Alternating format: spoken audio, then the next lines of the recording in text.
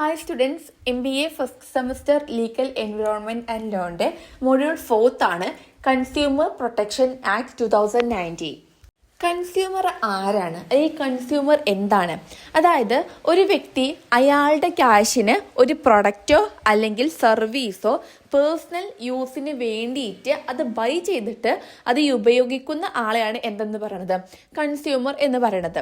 അപ്പോൾ ഈ ഒരു വ്യക്തി അയാളുടെ സ്വന്തം പൈസക്ക് വാങ്ങിയിട്ട് അത് മറ്റുള്ളവർക്ക് വിൽക്കാൻ വേണ്ടിയിട്ടാണ് ആ ഒരു പ്രൊഡക്റ്റ് വാങ്ങണത് എന്നുണ്ടെങ്കിൽ അദ്ദേഹം ഒരിക്കലും ഒരു കൺസ്യൂമർ അല്ല, മറിച്ച് അയാളുടെ പേഴ്സണൽ യൂസിന് വേണ്ടിയിട്ടാണ് ആ ഒരു പ്രൊഡക്റ്റ് വാങ്ങിയിട്ട് അദ്ദേഹത്തിൻ്റെ പേഴ്സണൽ യൂസിന് വേണ്ടിയിട്ട് ആ ഒരു പ്രൊഡക്റ്റ് യൂസ് ചെയ്യുന്നുണ്ടോ എന്നുണ്ടെങ്കിൽ അദ്ദേഹത്തിന് ഒരു കൺസ്യൂമർ എന്ന് പറയും. ഇപ്പോൾ എക്സാമ്പിൾ പറയാന്നുണ്ടെങ്കിൽ ഇവിടെ അദ്ദേഹം ഒരു ടാക്സി വാങ്ങി, അപ്പോൾ അദ്ദേഹത്തിൻ്റെ പേഴ്സണൽ യൂസിന് വേണ്ടിയിട്ട് അദ്ദേഹം എന്ത് ചെയ്യുന്നു, ആ ഒരു ടാക്സി വാങ്ങിയിട്ട് അതിമ അദ്ദേഹം ജോലി ചെയ്യുന്നു, ആളുകളെ കൊണ്ടുപോയിട്ടൊക്കെ ആയിട്ട് അതിമ ജോലി ചെയ്യുന്നു. അപ്പോൾ അദ്ദേഹം അത് അയാളുടെ പേഴ്സണൽ യൂസിന് വേണ്ടി വാങ്ങിയത്, അതുകൊണ്ട് അയാളൊരു കൺസ്യൂമർ ആണെന്ന് പറയാം.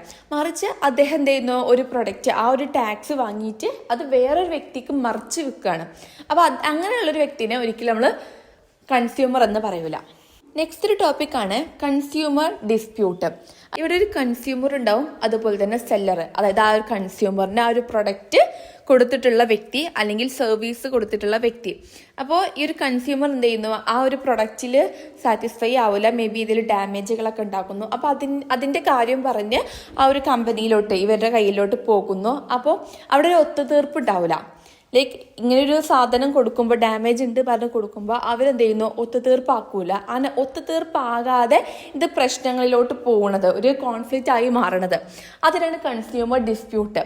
ഒരു എക്സാമ്പിൾ രൂപേണ പറയാന്നുണ്ടെങ്കിൽ, ഇപ്പോൾ ഒരു എ എന്ന് പറയുന്ന വ്യക്തി എന്ത് ചെയ്തു, ടൂർ പാക്കേജിന് 50,000 രൂപ പാക്കേജർക്ക് കൊടുത്തു. അപ്പോൾ പാക്കേജറിൽ ഇങ്ങനെ ഹോട്ടൽ, ഇത്രയും ഫെസിലിറ്റീസ് ഉള്ള ഹോട്ടൽസ് ഒക്കെ ഉണ്ടാവും എന്ന് പറഞ്ഞുകൊണ്ട് കാണിച്ചു കൊടുത്തായിരുന്നു. പക്ഷെ അവിടെ എത്തിയപ്പോൾ ഈ പറഞ്ഞ ഹോട്ടലുകളിലൊന്നുമല്ല സ്റ്റേ വന്നത്. ടൂർ കഴിഞ്ഞ് ഈ വ്യക്തി എന്ത് ചെയ്തു, ടൂർ പാക്കേജ് അടുത്ത് പോയിട്ട് കാര്യം പറഞ്ഞു, പ്രൊവൈഡ് ചെയ്ത ഫെസിലിറ്റീസ് എല്ലാം കിട്ടിയതെന്ന്. അത് കേട്ടിട്ടും എന്ത് ചെയ്തു, ഈ ടൂർ പാക്കേജിൻ്റെ ആളുകൾ ഒരു ആക്ഷൻസും എടുത്തില്ല.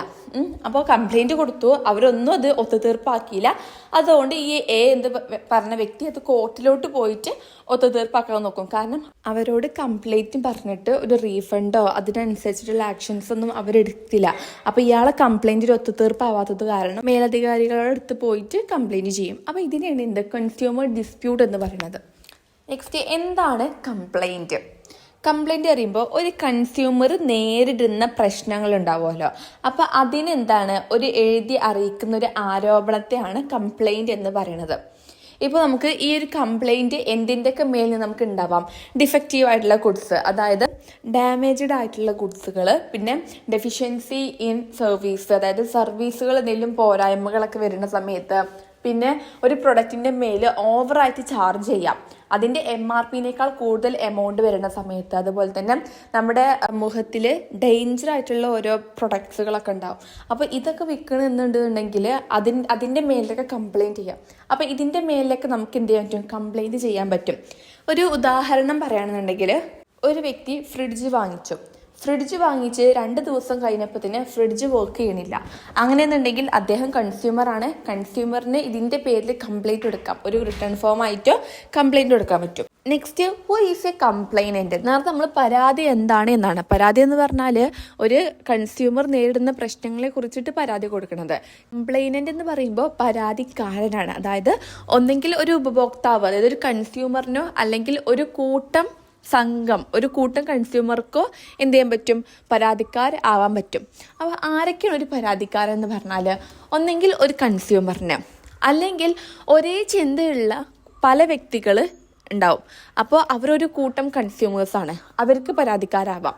പിന്നെ പറയണത്, ഇപ്പോൾ മരിച്ചൊരു വ്യക്തി ഉണ്ടാവും, ആ ഒരു വ്യക്തിൻ്റെ വൈഫിന് എന്ത് ചെയ്യാം, പരാതിക്കാരാവും. അതായത് ആ ഒരു വ്യക്തി മരിച്ചാൽ അയാൾക്ക് പിന്നെ അയാളെ വെച്ചുകൊണ്ട് നിൽക്കുന്ന ആളെന്ന് പറയുമ്പോൾ അയാളെ ഭാര്യയാണ്. അപ്പോൾ ആ ഒരു ഭാര്യയ്ക്ക് എന്ത് ചെയ്യാൻ പറ്റും, പരാതിക്കാരനാകാൻ പറ്റും.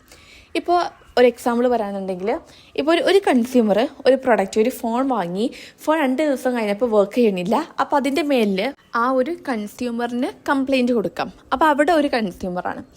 ദെൻ നെക്സ്റ്റ്, ഒരേ പ്രൊഡക്റ്റ് ഒരു കൂട്ടം വ്യക്തികൾ യൂസ് ചെയ്തു, അതിൻ്റെ മേലിൽ അവർക്ക് എല്ലാവർക്കും പ്രോബ്ലം ഫേസ് ചെയ്യുന്നു.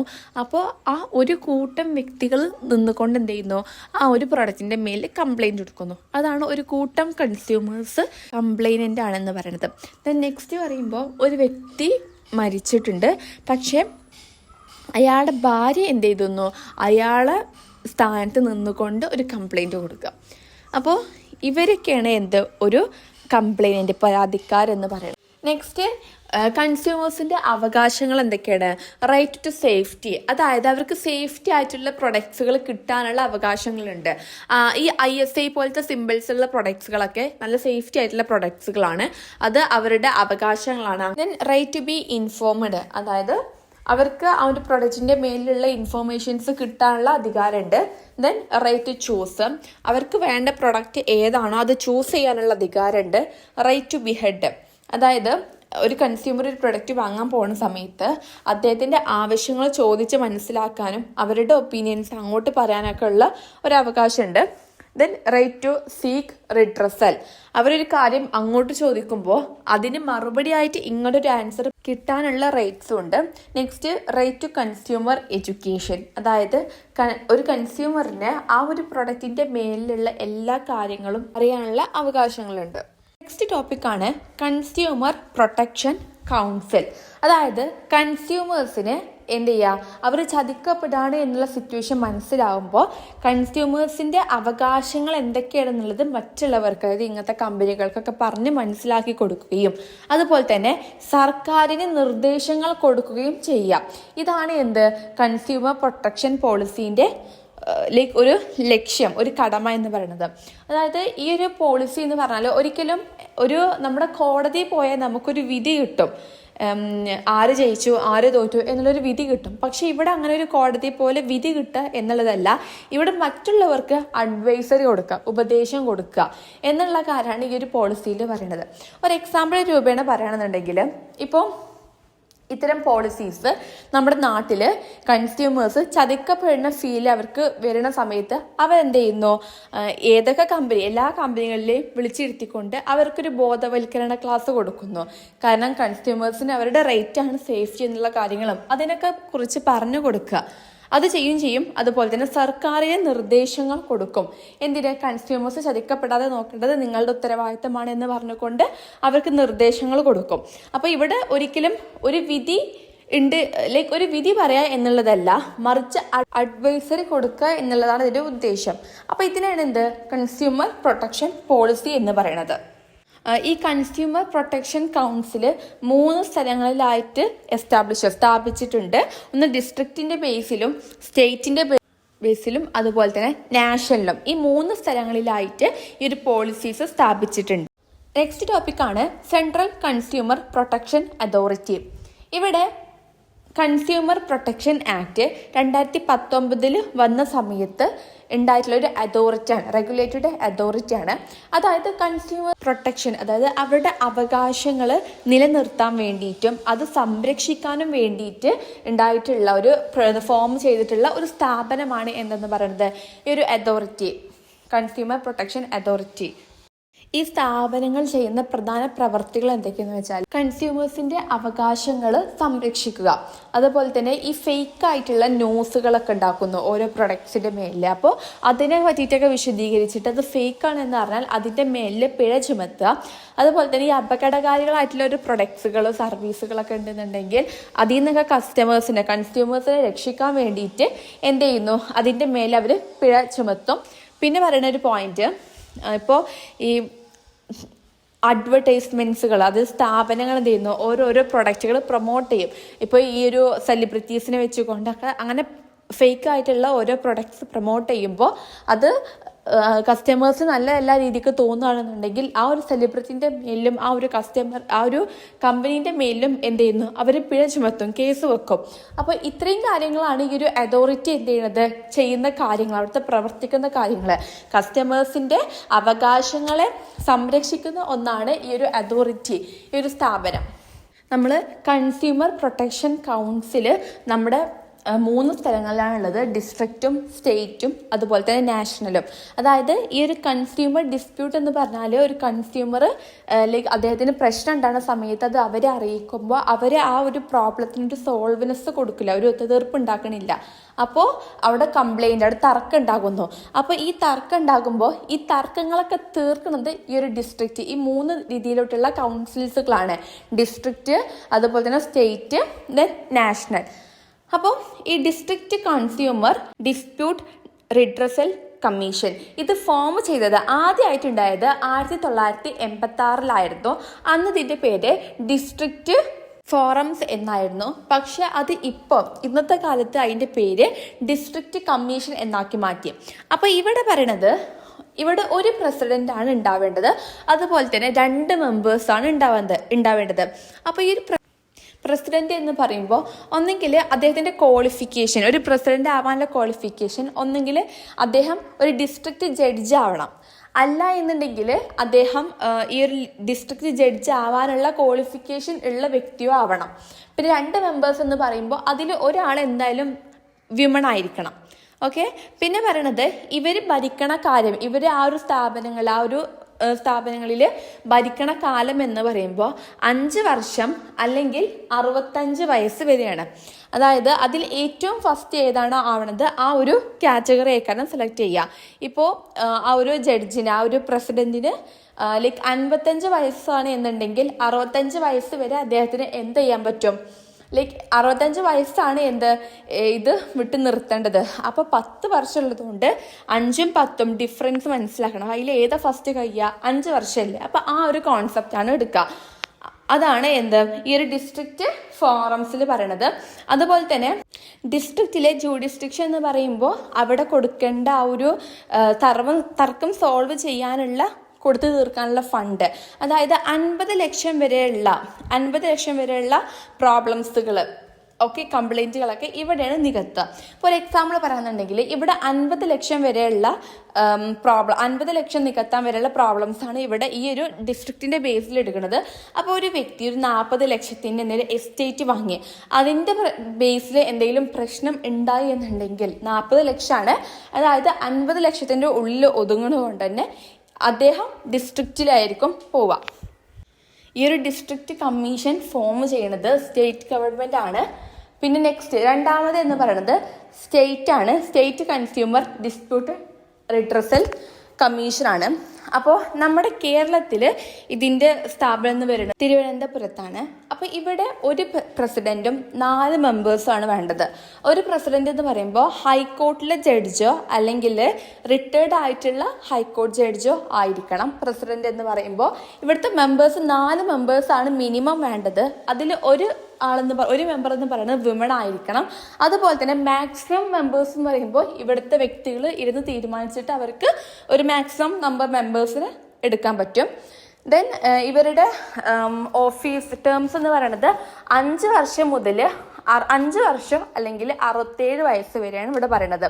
ഇവിടെ നമ്മുടെ ജൂഡിസ്ഡിക്ഷൻ എന്ന് പറയുന്നത് അതായത് 50 ലക്ഷത്തിൻ്റെ മുകൾക്ക് 50 ലക്ഷം ടു 2 കോടി 50 ലക്ഷം മുതൽ 2 കോടി വരെയുള്ള തർക്കങ്ങളാണ് ഇവിടെ സോൾവ് ചെയ്യണത്. ഇപ്പോൾ ഒരു എക്സാമ്പിൾ പറയുന്നുണ്ടെങ്കിൽ ഒരു വ്യക്തിൻ്റെ പ്രോപ്പർട്ടി 1.5 കോടി എമൗണ്ട് വരുന്ന ഒരു പ്രോപ്പർട്ടി എന്ത് ചെയ്യുന്നു, തർക്കത്തിലാകുന്നു. അപ്പോൾ അതുമായിട്ട് ബേസ് ചെയ്തിട്ടുള്ള കാര്യങ്ങൾ ഇത്തരം നമ്മുടെ സ്റ്റേറ്റിലാണ് നമ്മൾ പോയി ചർച്ച ചെയ്യണത്. നെക്സ്റ്റ് നാഷണൽ ലെവലിൽ വരുന്നത്, അവിടെ ഈ നാഷണലിൻ്റെ ആ ഒരു കൗൺസിൽ നമുക്ക് കാണപ്പെടുക ഇന്ത്യയിൽ ഡൽഹിയിലാണ് കാണുന്നത്. ഇത് എസ്റ്റാബ്ലിഷ് ചെയ്യുന്നത് സെൻട്രൽ ഗവൺമെൻറ് ആണ്. ഇവിടെ ഒരു പ്രസിഡന്റ് ഉണ്ടാകും. അപ്പോൾ ഈ ഒരു പ്രസിഡന്റ് എന്ന് പറയുന്ന ആൾ അദ്ദേഹത്തിൻ്റെ ക്വാളിഫിക്കേഷൻ സുപ്രീം കോർട്ടിലെ ജഡ്ജ് ആയിരിക്കണം. അതുപോലെ തന്നെ ഇവിടെ മിനിമം 4 മെമ്പേഴ്സെങ്കിലും വേണം. അതിലൊരു മെമ്പർ എന്ന് പറയുന്നത് വിമൺ ആയിരിക്കണം. മാക്സിമം 11 മെമ്പേഴ്സ് വേണം. അപ്പോൾ ഇവിടെ പ്രസിഡന്റിൻ്റെ ടേംസ് ഓഫ് ഓഫീസ് എന്ന് പറയുന്നത് ഒന്നെങ്കിൽ 5 ഇയർ അല്ലെങ്കിൽ 70 വയസ്സ് വരെ പറ്റും. മറ്റുള്ള ബാക്കി ടീം മെമ്പേഴ്സിന് 67 വയസ്സ് വരെ പറ്റുള്ളൂ. പിന്നെ ഇവിടെ ജുഡീസ്ഡിക്ഷൻ എന്ന് പറയുന്നത് 2 കോടിക്ക് മുകളിലുള്ള തർക്കങ്ങളാണ് ഇവിടെ സോൾവ് ചെയ്യുക. അത് 2 കോടി എന്ന് പറയുമ്പോൾ ഒരു ഹൈ എമൗണ്ട് ആയതുകൊണ്ട് തന്നെ ആ ഒരു പ്രോബ്ലം നല്ല രീതിക്ക് ഇവർ എന്ത് ചെയ്യുന്നു, ഐഡൻറ്റിഫൈ ചെയ്തതിന് ശേഷം മാത്രം ഇത് സത്യമാണോ അല്ലെങ്കിൽ ഫെയിലാണോ എന്നുള്ള കാര്യം മനസ്സിലാക്കിയതിന് ശേഷം മാത്രമേ ഇവിടെ എന്ത് ചെയ്യുള്ളൂ, ഇതിൻ്റെ മേലൊരു ആക്ഷൻ എടുക്കുകയുള്ളൂ. അപ്പോൾ ഇതാണ് എന്താണ് നമ്മൾ കൺസ്യൂമർ പ്രൊട്ടക്ഷൻ കൗൺസിൽ പറഞ്ഞു, അതിൻ്റെ അതോറിറ്റീൻ്റെ ആ ഒരു സ്ഥാപനത്തെക്കുറിച്ച് പറഞ്ഞു. നമ്മൾ ഈ പ്രശ്നം പരിഹരിക്കുന്ന സ്ഥാപനങ്ങൾ എവിടേക്കാണുള്ളത്, ഇത് മൂന്നാണ് ഈ ഒരു ടോപ്പിക്കിൽ പറഞ്ഞത്. Next roles and functions of consumer കമ്മീഷനാണ്. നമ്മൾ ഓൾറെഡി പറഞ്ഞു കൺസ്യൂമർ കമ്മീഷൻ എന്ന് പറഞ്ഞാൽ ഇപ്പോൾ ഒരു കസ്റ്റമറിൻ്റെ പ്രശ്നങ്ങൾ നികത്തി കൊടുക്കുക. ഒരു കസ്റ്റമർ ഒരു കംപ്ലൈൻറ്റ് എഴുതി കൊടുത്താൽ അത് അവിടെ അക്സെപ്റ്റ് ചെയ്തിട്ടില്ല എന്നുണ്ടെങ്കിൽ ഇത്തരം സ്ഥാപനങ്ങളിൽ പോയിട്ട് നമ്മൾ എന്ത് ചെയ്തു, നികത്തി കൊടുക്കുന്നു. അത് ഡിസ്ട്രിക്ട് ലെവലിലും സ്റ്റേറ്റ് ലെവലിലും നാഷണൽ ലെവലിലും ഉണ്ട് എന്ന് പറഞ്ഞു. അപ്പോൾ അതിൻ്റെ റോളുകൾ, അതിൻ്റെ പങ്ക് എന്തൊക്കെയാണ്? ഒന്ന്, പ്രൊട്ടക്ഷൻ ടു കൺസ്യൂമർ റൈറ്റ്, അതായത് കൺസ്യൂമേഴ്സിൻ്റെ അവകാശങ്ങൾ പ്രൊട്ടക്റ്റ് ചെയ്യാനുള്ള ഒരു വലിയൊരു റോളുണ്ട്. ദെൻ റിട്രേസൽ ഓഫ് കൺസ്യൂമർ ഡിസ്പ്യൂട്ട്സ്, അതായത് അവരുടെ തർക്കങ്ങളൊക്കെ ഉണ്ടാവുമല്ലോ. ഇപ്പം ഇങ്ങോട്ട് കംപ്ലൈൻറ്റ് കൊടുത്തിട്ടും ഇവർക്ക് ഇങ്ങോട്ട് കിട്ടാത്ത പ്രതിഫലമുള്ള കാര്യങ്ങൾ, അതൊക്കെ ഇത്തരം സ്ഥാപനങ്ങൾ എല്ലാം ശരിയാക്കി തരുന്നു. പ്രൊവൈഡിങ് സ്പീഡി ജസ്റ്റിസ്, നമ്മുടെ കോടതിയേക്കാൾ സ്പീഡിലാണ് ഇവർ നമുക്ക് എന്ത് ചെയ്യുന്നത്, ആ റീഫണ്ടുകൾ, അതിന് പരിഹാരം കണ്ടെത്തി തരുന്നത്. Then prevention of unfair trade practice, അതായത് നമ്മൾ ഈ കസ്റ്റമേഴ്സിനെ ചതിക്കപ്പെടുന്ന സംഭവങ്ങൾ, അതിനൊക്കെ മാക്സിമം അവരെന്ത് ചെയ്യുന്നു, തടയും, നിയന്ത്രിക്കും. ദ നെക്സ്റ്റ് പോയിന്റ് എന്ന് പറയുന്നത് ബിൽഡിംഗ് കൺസ്യൂമർ കോൺഫിഡൻസ്, അതായത് ഇത്തരം ഒരു കൺസ്യൂമർ പ്രൊട്ടക്ഷൻ ആക്ടിൻ്റെ കീഴിൽ ഈ ഒരു കൺസ്യൂമർ കൗൺസിലും അതുപോലെ തന്നെ അതോറിറ്റി ഒക്കെ വന്നത് കാരണം ഇവർക്ക് എന്ത് ചെയ്യുന്നു, ഒരു ട്രസ്റ്റ് ബിൽഡ് ചെയ്യാണ് ഇവരുടെ മേലിൽ. അപ്പോൾ ഇതാണ് ഇവരുടെ റോളുകൾ. ഇനി ഇവരുടെ പ്രവർത്തനങ്ങൾ എന്തൊക്കെയാണെന്ന് ചോദിക്കുന്നത്, receiving and examining consumer complaints, അതായത് ഉപഭോക്താക്കളുടെ പരാതികൾ പരിഗണിച്ചുകൊണ്ട് അവരെന്ത് ചെയ്യുന്നു, പരാതികളൊക്കെ സ്വീകരിച്ചുകൊണ്ട് ആ ഒരു പരാതികളെ എക്സാമിൻ ചെയ്യും. കാരണം അവർ പറഞ്ഞത് ശരിയാണെന്ന കാര്യങ്ങളൊക്കെ ഒന്ന് എക്സാമിൻ ചെയ്യുന്നു. ദെൻ ഹിയറിംഗ് ബോത്ത് പാർട്ടീസ്, അങ്ങനെ കസ്റ്റമറിൻ്റെ ആ ഒരു പ്രൊഡക്റ്റോ അല്ലെങ്കിൽ സർവീസോ സെല്ലർ ചെയ്ത ആളെയും അതുപോലെ തന്നെ കൺസ്യൂമറെയും എന്ത് ചെയ്യുന്നു, ക്വസ്റ്റ്യൻസ് ചോദിക്കുന്നു. അവരുടെ രണ്ട് ഭാഗത്തുകളുടെ വ്യക്തികളുടെയും കാര്യങ്ങൾ കേട്ട് മനസ്സിലാക്കുന്നു. ദെൻ അവാർഡിങ് കോമ്പൻസേഷൻ, എന്നിട്ട് എന്ത് ചെയ്യുന്നു, കോമ്പൻസേഷൻസ്, അതായത് അവർക്ക് നഷ്ടപരിഹാരം കൊടുക്കാൻ വേണ്ടിയിട്ട് പറയുന്നു. Then ordering replacement of refund കൊടുക്കാൻ വേണ്ടി പറയുന്നു. പിന്നെ സ്റ്റോപ്പിംഗ് അൺഫെയർ ട്രേഡ് പ്രാക്ടീസസ്, അതായത് മാർക്കറ്റിൽ നിന്നും അൺഫെയർ ആയിട്ടുള്ള കാര്യങ്ങളൊക്കെ നീക്കം ചെയ്യുന്നു. റീകോൾ ഓഫ് ഹസാർഡ്സ് ഗുഡ്സ്, കൺസ്യൂമേഴ്സിന് ഡേഞ്ചർ ആക്കുന്ന ഗുഡ്സുകൾ ഉണ്ടാവും, പ്രൊഡക്ട്സും സർവീസൊക്കെ ഉണ്ടാവും. അത്തരം കാര്യങ്ങൾ റീകോൾ ചെയ്യുക, അതായത് നിർത്താൻ വേണ്ടിയിട്ട് എന്ത് ചെയ്യുന്നു, ഉത്തരവിടുന്നു.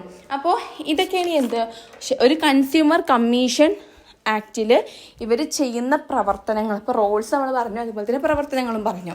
നെക്സ്റ്റ് ഒരു ടോപ്പിക്കാണ് കോമ്പറ്റീഷൻ ആക്ട് 2002. അതായത് നമ്മുടെ ഇന്ത്യയിലുള്ള മാർക്കറ്റിൽ ലീഗലായിട്ടുള്ളതും അതുപോലെ തന്നെ ന്യായമായിട്ടുള്ള സ്ഥാപനങ്ങൾ ആണ് എന്ന് ഉറപ്പാക്കാനും അതുപോലെ തന്നെ ഇല്ലീഗലായിട്ടുള്ള എന്തെങ്കിലും പ്രവർത്തനങ്ങൾ ഉണ്ടെന്നുണ്ടെങ്കിൽ അതൊക്കെ തടയാനും വേണ്ടിയിട്ടാണ് ഈ ഒരു കോമ്പറ്റീഷൻ ആക്ട് കൊണ്ടുവന്നിട്ടുള്ളത്. ഈ ഒരു കോമ്പറ്റീഷൻ ആക്ട് നിലയിൽ വന്നിട്ടുള്ളത് നമ്മുടെ ഇന്ത്യയിലാണ്, അതായത് കോമ്പറ്റീഷൻ കമ്മീഷൻ ഓഫ് ഇന്ത്യയിലാണ് ഇത് ഉള്ളത്. അതുപോലെ തന്നെ ഇത് എന്താണ് ഉദ്ദേശിക്കുന്നത് എന്ന് നോക്കുമ്പോൾ നമ്മുടെ കൺസ്യൂമേഴ്സിന് ന്യായപരമായിട്ടുള്ള വിലയിൽ പ്രൊഡക്ട്സ് വിൽക്കുക, അവർക്ക് ഹാംഫുൾ ആക്കാത്ത സേഫ്റ്റി ഉള്ള പ്രൊഡക്ട്സുകൾ കൊടുക്കാം. ഇതിലൊക്കെയാണ് ഇവർ കോൺസെൻട്രേഷൻ ചെയ്യുന്നത്. അതായത് ഒരു കമ്പനി ഫുള്ളായിട്ട് ലീഗലായിരിക്കണം, ഇല്ലീഗലായിട്ടുള്ള കാര്യങ്ങളിൽ ഏർപ്പെടാൻ പാടില്ല. അപ്പോൾ ഇതിനെയാണ് കോമ്പറ്റീഷൻ ആക്ട് പറയുന്നത്.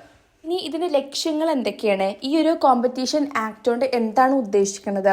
To promote and sustain competition. ഇവിടെ മാർക്കറ്റിൽ എല്ലാ കമ്പനീസിനും കോമ്പറ്റീഷൻ നടത്താൻ പറ്റും. അതായത് മോണോപ്പോളി ആയിട്ടുള്ള മാർക്കറ്റുകൾക്ക്, അതായത് ഒരൊറ്റ സിംഗിൾ ആയിട്ട് നിൽക്കുന്ന മാർക്കറ്റുകൾക്ക് മാത്രമല്ല, ഇവിടെ എല്ലാ കമ്പനീസുകൾക്കും ആ ഒരു മാർക്കറ്റിൽ എന്ത് ചെയ്യാൻ പറ്റുന്നു, കോമ്പറ്റീഷൻ ചെയ്യാൻ പറ്റുന്നു. ഫോർ എക്സാമ്പിൾ പറയുന്നുണ്ടെങ്കിൽ ഈ ടെലികമ്മ്യൂണിക്കേഷൻ കുറേ വന്നതുകൊണ്ടാണ് കോൾ നിരക്ക് കുറഞ്ഞത്. അപ്പോൾ ഇവിടെ ഇങ്ങനെ പ്രൊമോട്ട് ചെയ്യുന്നുണ്ട്, കുറേ കോമ്പറ്റീഷൻ ഉണ്ടാകാൻ വേണ്ടിയിട്ടും അത് നിലനിൽക്കാൻ വേണ്ടിയിട്ടും പ്രൊമോട്ട് ചെയ്യുന്നു. Then next to prevent anti competitive practices. ഇവിടെ എന്താണ്, ഈ കമ്പനിയിലുള്ള വ്യക്തികൾ എന്ത് ചെയ്യുന്നു, ഒരു പ്രൊഡക്റ്റിൻ്റെ മേലിൽ ഹൈ എമൗണ്ട് ചാർജ് ചെയ്യുക, അതുപോലെ തന്നെ പെട്ടെന്ന് ആ ഒരു പ്രൊഡക്റ്റിൻ്റെ ഉൽപ്പാദനം കുറക്കുക, എന്നാലോ ഈ ഒരു പ്രൊഡക്റ്റ് ഉണ്ടാക്കാൻ തയ്യാറാവണ കമ്പനികളെ വിലക്കി നിർത്താം. ഫോർ എക്സാമ്പിൾ പറയാന്നുണ്ടെങ്കിൽ ഒരു സിമെന്റിന്റെ ചാക്ക്, അതിനൊരു ചാക്കിന് ഇവർ വില കൂട്ടുകയാണ്. അപ്പോൾ എങ്ങനെ എല്ലാ സിമെന്റിലെ ആളുകളും എല്ലാ സിമെന്റ് ഓണേഴ്സും കൂടി ചേർന്നിട്ട് സിമെന്റിന്റെ വില കൂട്ടുക, അങ്ങനെയൊന്നും ഇവിടെ ചെയ്യാൻ പറ്റില്ല. ഈ ഒരു കോമ്പറ്റീഷൻ ആക്ട് അതിനൊക്കെ എന്ത് ചെയ്യുന്നു, അങ്ങനെ ചെയ്യുന്നതിന് തടയുന്നു. Then to protect the interest of consumers, അതായത് കൺസ്യൂമേഴ്സിൻ്റെ ഇഷ്ടങ്ങൾ എന്തൊക്കെയാണ്, അവർക്ക് ന്യായമായിട്ടുള്ള വിലയിൽ അവർക്ക് ക്വാളിറ്റി ഏറിയിട്ടുള്ള പ്രൊഡക്ട്സുകൾ അവർക്ക് തന്നെ ചൂസ് ചെയ്യാൻ പറ്റും, ഏത് പ്രൊഡക്റ്റ് വേണം എന്നുള്ള കാര്യങ്ങൾ, അങ്ങനത്തെ എല്ലാം അവർക്ക് എന്ത് ചെയ്യുന്നു, പ്രൊവൈഡ് ചെയ്യുന്നു. ഇപ്പോൾ നമ്മുടെ മാർക്കറ്റിൽ പല ബ്രാൻഡിലുള്ള മൊബൈലുകളുണ്ട്, പല റേറ്റിലുള്ള മൊബൈലുകളുണ്ട്. അപ്പോൾ എന്താണ് ഈ കൺസ്യൂമേഴ്സിന് അവർക്ക് ഇഷ്ടപ്പെട്ട മൊബൈൽ ഇഷ്ടപ്പെട്ട വിലൻ്റെ ഇഷ്ടപ്പെട്ട ബ്രാൻഡ് വാങ്ങാൻ പറ്റുന്നു. Then next to ensure freedom of trade. ഒരു മാർക്കറ്റ് എന്ന് പറയുമ്പോൾ അവിടെ വലുതും ഇടത്തരം ചെറിയ ഈ 3 രീതിക്കുള്ള ഷോപ്പുകളൊക്കെ ഉണ്ടാവുന്നു. അപ്പോൾ ഇവിടെ എന്താണ്, അങ്ങനെ ഇവിടെ എല്ലാവർക്കും സ്വതന്ത്രമാണ്. ഒരു മാർക്കറ്റിൽ വലുത് ചെറുത് അങ്ങനെ ഒരു ഡിഫറൻസ് ഒന്നുമില്ല. വലിയ കമ്പനികൾക്കും ചെറിയ കമ്പനികൾക്കും ഇടത്തരം കമ്പനികൾക്കൊക്കെ ഈ ഒരു മാർക്കറ്റിൽ എന്ത് ചെയ്യാൻ പറ്റും, പ്രവർത്തിച്ച് കൊണ്ടുപോകാൻ പറ്റും. ഇനി ഇൻ കേസ് അങ്ങനെ എന്തെങ്കിലും അതിനെതിരെ എന്തെങ്കിലും ഒരു മോശമായിട്ടുള്ള കാര്യം വരികയാണെന്നുണ്ടെങ്കിൽ അത് ഈ ഒരു കോമ്പറ്റീഷൻ ആക്ട് തടയും. ഇപ്പോൾ ഒരു എക്സാമ്പിൾ രൂപേണ പറയാന്നുണ്ടെങ്കിൽ ഈ വലിയ കമ്പനികളൊക്കെ എന്ത് ചെയ്യുന്നു, ചെറിയ ചെറിയ കമ്പനികളെ ഭീഷണിപ്പെടുത്തിയിട്ട് മാർക്കറ്റിൽ നിന്നും ഓടിക്കാം. ആ ഒരു സിറ്റുവേഷൻ ഉണ്ടാകുമ്പോൾ കോമ്പറ്റീഷൻ ആക്ട് അതൊന്നും സമ്മതിക്കൂല. അതൊക്കെ എന്ത് ചെയ്യുന്നു, അവിടെ വെച്ച് തടയും. അപ്പോൾ ഇതാണ് അതിൻ്റെ ലക്ഷ്യങ്ങളായിട്ട് വരുന്നത്. ഇനി ഇതിൻ്റെ ഫീച്ചേഴ്സാണ് prohibition of anti competitive agreement. അതായത് കമ്പനികളിൽ എന്തെങ്കിലും ഇല്ലീഗലായിട്ടുള്ള കാര്യങ്ങൾ നടത്തി വരുന്നുണ്ട് എന്ന് കാണുകയാണെന്നെങ്കിൽ അതിന് പ്രിവെൻറ്റ് ചെയ്യുന്നു, പ്രൊഹിബിഷൻ ചെയ്യും, അതിന് തടയും. രണ്ടാമത് control of abuse of dominant position. അതായത് പെട്ടെന്ന് വില മാറ്റി ഒരു പ്രൊഡക്റ്റിൻ്റെ മേലുള്ള വില കയറ്റം ചെയ്യിപ്പിക്കുക. അതുപോലെ തന്നെ ഈ പല കമ്പനീസുകളെ അതിൽ നിന്ന് മാറ്റുക. അതായത് ഈ വില കൂട്ടുന്ന സമയത്ത് അതിൻ്റെ കൺസ്യൂമേഴ്സ് സ്വാഭാവികമായിട്ടും ആ ഒരു പ്രൊഡക്റ്റ് വാങ്ങാൻ ഉദ്ദേശിക്കൂല. അതുകൊണ്ട് എന്ത് ചെയ്യുന്നു, ആ ഒരു പ്രൊഡക്റ്റിൻ്റെ ഉൽപ്പാദനം കുറയിപ്പിക്കും. അതുമാത്രമല്ല വില കുറച്ചുകൊണ്ട് പല കമ്പനികളും ആ ഒരു പ്രൊഡക്റ്റ് മേക്ക് ചെയ്യാൻ തുടങ്ങുന്ന സമയത്ത് ആ ഒരു കമ്പനികളെ വിലക്കും, ഇങ്ങനെ ഉണ്ടാക്കരുത് എന്ന് പറഞ്ഞുകൊണ്ട്. ദെൻ നെക്സ്റ്റ് അപ്പോൾ ഇതൊന്നും ഇവിടെ അതിനൊക്കെ മാക്സിമം ഒരു കൺട്രോൾ ചെയ്യും. Next regulation of combinations. അതായത് പല കമ്പനികളും മെർജ് ചെയ്യും. അതായത് പല കമ്പനികളുമായിട്ടും ഒരു മെർജിങ്ങും അക്വസിഷനും വരുന്ന സമയത്ത് മേ ബി എന്തെങ്കിലും ഇല്ലീഗലായിട്ടുള്ള ഒരു കാര്യങ്ങളോട്ട് പോവാം എന്നുള്ളൊരു തോന്നലുണ്ടാകുന്ന സമയത്ത് അതിനൊക്കെ കൂടുതൽ നിയന്ത്രിക്കും. Then establishment of competition commission of India. ഇത് ഇന്ത്യയിൽ എസ്റ്റാബ്ലിഷ് ചെയ്തത് എന്തുകൊണ്ടാണ്, ഇല്ലീഗൽ ആയിട്ടുള്ള കാര്യങ്ങൾ മാക്സിമം തടയാൻ വേണ്ടി മാത്രമാണ് ഇത് മേക്ക് ചെയ്ത് കൊണ്ടുവന്നിട്ടുള്ളത്. അപ്പോൾ എന്തെങ്കിലും കാര്യങ്ങൾ വരികയാണെന്നുണ്ടെങ്കിൽ, അങ്ങനെ ഇല്ലീഗലായിട്ടുള്ള കാര്യങ്ങൾ സംഭവിക്കുകയാണ് എന്നുണ്ടെങ്കിൽ സ്വാഭാവികമായിട്ടും അവിടെ വലിയൊരു പിഴ ചുമത്തും. Then consumer oriented law. ഇത് നമ്മുടെ കൺസ്യൂമേഴ്സിനെ മാത്രം ഉദ്ദേശിച്ചുകൊണ്ട് ഉണ്ടാക്കിയിട്ടുള്ള ഒരു ആക്റ്റാണ്. കാരണം കൺസ്യൂമേഴ്സിന് സേഫ്റ്റി കൊടുക്കുക എന്നുള്ളത് മാത്രമാണ് ഒരു ഉദ്ദേശിക്കുന്നത്. Next penalties and corrective measures. അതായത് ഒരു കമ്പനി ഇല്ലീഗലായിട്ടുള്ള കാര്യങ്ങളോട്ട് പോവുകയാണെന്നുണ്ടെങ്കിൽ വലിയൊരു തുക തന്നെ അവരുടെ മേൽ പിഴ വെക്കും. അതുപോലെ തന്നെ ഇപ്പോൾ ഇല്ലീഗലായിട്ടുള്ള കാര്യങ്ങളിലോട്ടാണ് അവർ പോകണമെന്നുണ്ടെങ്കിൽ അതിന് റദ്ദാക്കലും ഉണ്ടാക്കും. അപ്പോൾ ഇതാണ് ഇതിൻ്റെ ഫീച്ചേഴ്സ് ആയിട്ട് വരുന്നത്.